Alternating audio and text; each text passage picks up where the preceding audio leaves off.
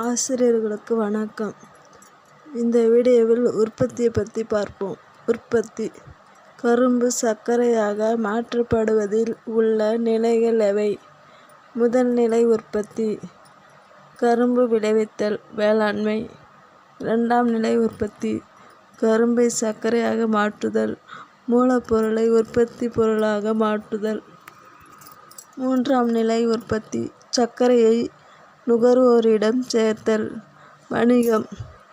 மூலப்பொருட்களை மாற்றியமைத்து நம் பயன்பாட்டிற்கு ஏற்றவாறு முழுமையாக்கும் செயலின் பெயர் என்ன? உற்பத்தி. பொருளாதாரத்தில் இன்றியமையாத இரு செயல்கள் எவை? உற்பத்தி நுகர்வு. பொருளாதாரத்தில் இன்றியமையாத இரண்டு நபர்கள் யார்? உற்பத்தியாளரும் நுகர்வோரும். உற்பத்தி என்பது என்ன? நுகர்வோரின் பயன்பாட்டிற்காக மூலப்பொருளையும் மூலப்பொருள் அல்லாதவற்றையும் ஒன்றிணைத்து ஒரு பொருளை உருவாக்கும் செயல். உற்பத்தி எதனை உருவாக்குகிறது? பயன்பாட்டை. நம் தேவைகளை விருப்பங்களை நிறைவு செய்வது எது? பயன்பாடு. பயன்பாட்டின் வகைகள் எவை?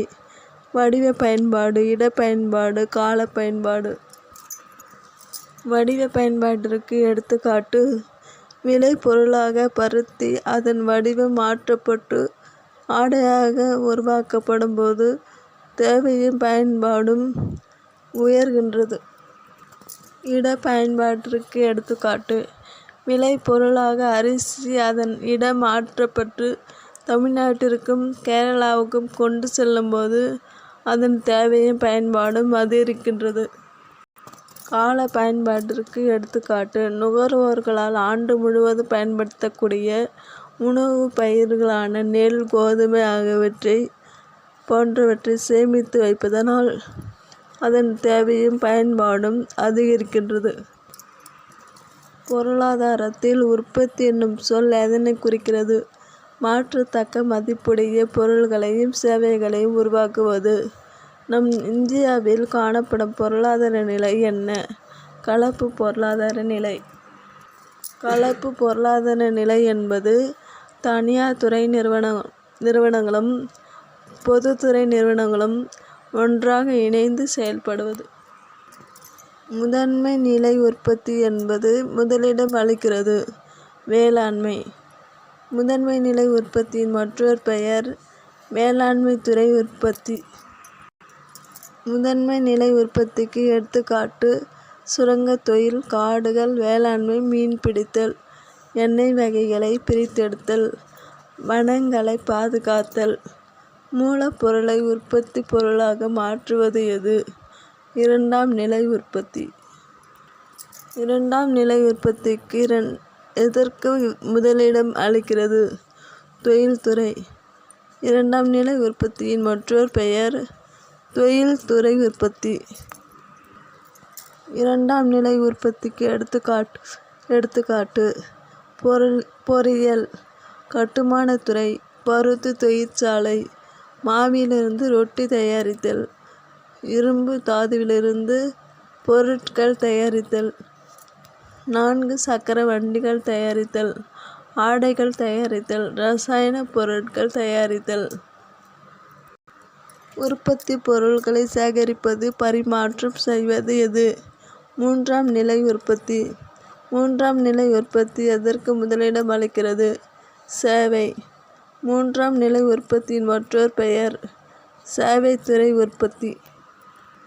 மூன்றாம் நிலை உற்பத்திக்கு எடுத்துக்காட்டு பாதுகாப்புத்துறை, வங்கித்துறை, கல்வித்துறை, வணிகம், காப்பீடு, போக்குவரத்து, செய்தி தொடர்பு, சட்டம், நிர்வாகம், உடல் நல பாதுகாப்பு போன்ற அரசு துறை நிறுவனங்கள் அனைத்தும். நமது நாட்டின் மொத்த உள்நாட்டு உற்பத்தியில் பெரும் பங்கு வகிப்பது எது? மூன்றாம் நிலை உற்பத்தி. ஒரு பொருளின் உற்பத்திக்கு உதவும் 3 காரணிகள் எவை? நிலம், உழைப்பு, முதலீடு. உற்பத்தி செய்த பொருளை விற்பதற்கு உதவும் 4வது காரணி எது? அமைப்பு அல்லது நிறுவனம். உற்பத்தி காரணிகள் எத்தனை வகைப்படும்? 2 வகைப்படும். இரு வகையான உற்பத்தி காரணிகள். முதல் நிலை உற்பத்தி காரணிகள். மூலப்பொருட்களிலிருந்து பெறப்பட்ட காரணிகள். முதல் நிலை உற்பத்தி காரணிகள் எவை? நிலம், உழைப்பு. மூலப்பொருட்களிலிருந்து பெறப்பட்ட காரணிகள் எவை? முதலீடு, அமைப்பு. இயற்கையின் கொடை எவை? நிலம், உழைப்பு. எவை இரண்டும் முதல்நிலை உற்பத்தி காரணிகளுடன் ஒன்றிணைந்து செயல்படும்போது மொத்த உற்பத்தியானது அதிகரிக்கின்றது. முதலீடும் அமைப்பும். உற்பத்திக்கான காரணிகள் எவை? நிலம், உழைப்பு. மூலதனம், முதலீடு, தொழில் முனைவோர். நிலம் என்பது என்ன? இயற்கை வளங்கள் அனைத்தும். நிலம் என்ற சொல்லுக்குள் அடங்குபவை எவை? நிலப்பரப்பு, நீர், காற்று, கனிம வளங்கள், காடுகள், ஆறுகள், ஏரிகள், கடல்கள், மலைகள், தட்பவெப்பநிலை, காலநிலை. நிலத்தின் சிறப்பியல்புகள். நிலம் இயற்கையின் கொடை. நிலத்தின் அழிப்பு நிலையானது. நிலம் அழிவில்லாதது. நிலம் ஒரு முதன்மை உற்பத்தி காரணி. நிலம் இடம்பெயரக்கூடியது அல்ல. நிலம் ஆற்றல் வாய்ந்தது. நிலம் சேய்ப்புத்தன்மையில் மாறுபடும். உழைப்பு எத்தகையது? மனித உழைப்பு என்பது ஓர் உள்ளீடாகும். வேலையினால் ஏற்படும் துன்பத்தை கருதாமல் கைம்மாறு எதிர்பார்த்து முழுமையாகவோ பகுதியாகவோ உடல் அல்லது மனதால் பயன் கருதி மேற்கொள்ளும் முயற்சியே உழைப்பு என உழைப்பிற்கு விளக்கமளித்தவர் யார்? Alfred marshal. பொருளியலின் தந்தை என்று அழைக்கப்படுபவர் யார்? Adam Smith. ஆடம் ஸ்மித்தின் கோட்பாடு என்ன? செல்வத்தை அடிப்படையாகக் கொண்ட செல்வ இலக்கணம். ஆடம் ஸ்மித்தின் சிறந்த இரு படைப்புகள் எவை? நன்னெறி கருத்து உணர்வு கொள்கை 1859. நாடுகளின் செல்வமும் அவற்றை உருவாக்குகின்ற காரணிகளும் ஓர் ஆய்வு 1876. உழைப்பின் வகைகள் எவை? உடல் உழைப்பு, மன உழைப்பு.